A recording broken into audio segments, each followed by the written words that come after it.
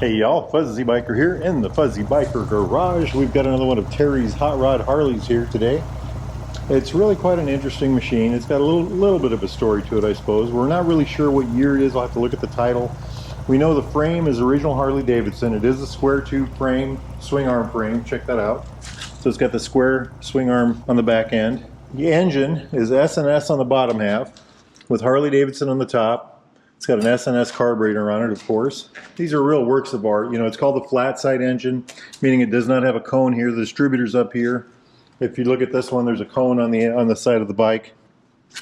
That means this also has a generator, usually right up here in the front. You can see the oil pump right here. You know, this is a dry sump engine. The oil that collects in the bottom of the engine is scavenged back up to a tank, which is on the other side. The tank has a hose that runs back down to a pressure pump.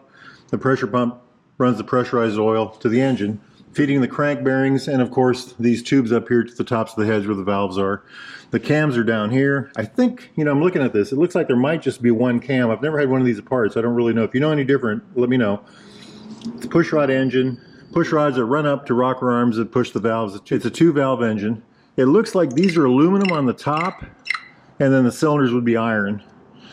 Very interesting looking design, very good looking to my eye. The transmission is separate. I'm assuming this is a 4-speed transmission. Now this bike does have a Kickstarter on it. You can see that right there.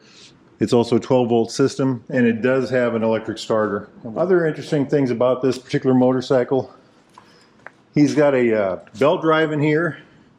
There's a York clutch in here, York diaphragm clutch, and I've never seen one of those. I don't really know what that is, but that's what's in there. And then here's his power switch. Turn the bike on and off right there. And then that's the starter switch right there.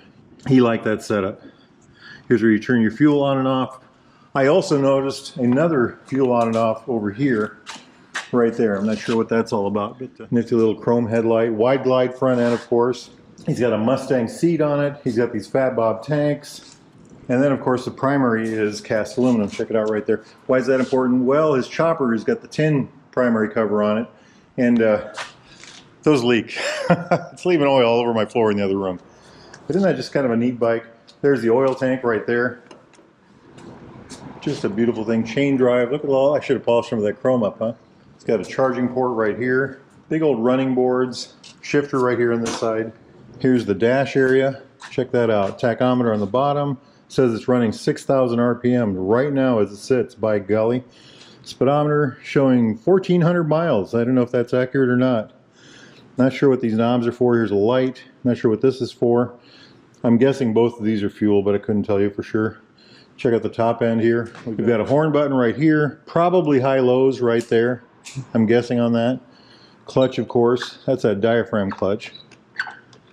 You know, we got to get this bike out and ride it. Well, when the weather gets warmer, we've got snow and ice on the ground. We'll take this thing out for a spin. Dual mirrors, brake reservoir.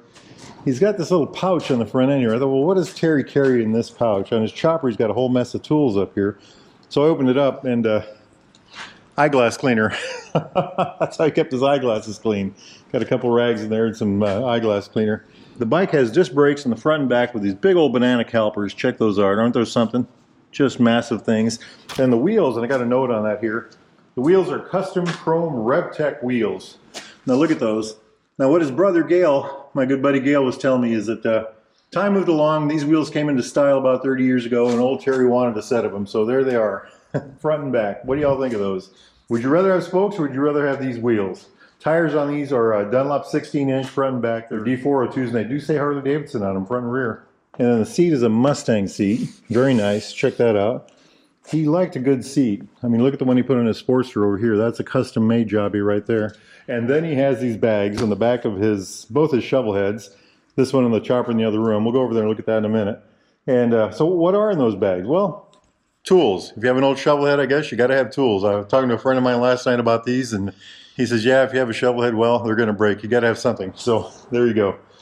Very good looking motorcycle. Very good looking motorcycle. What do you guys think? Oh, look at this. The controls are chrome. All of this is chrome. Mirrors. Terry liked his chrome headlight. The pipes. Air cleaner. Shocks. Little piece on the back here. Even the Kickstarter is chrome. Check that out. I don't think that's ever been used. Yeah, maybe a little bit.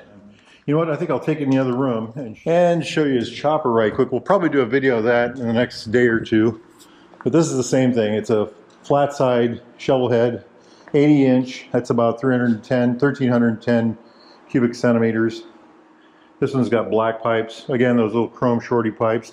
Rigid frame. I'm not sure of the history of this one. I'll find out more about that. We'll do that in our video.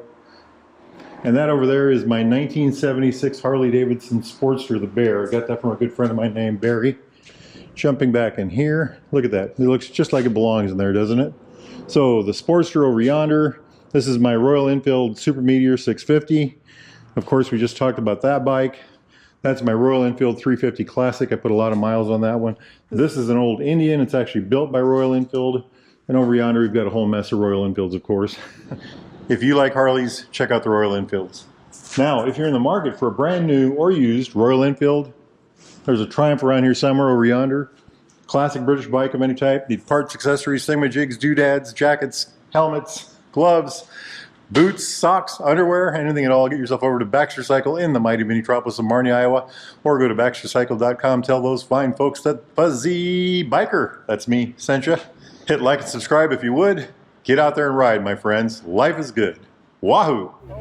Ready? 1, 2, 3. Wahoo!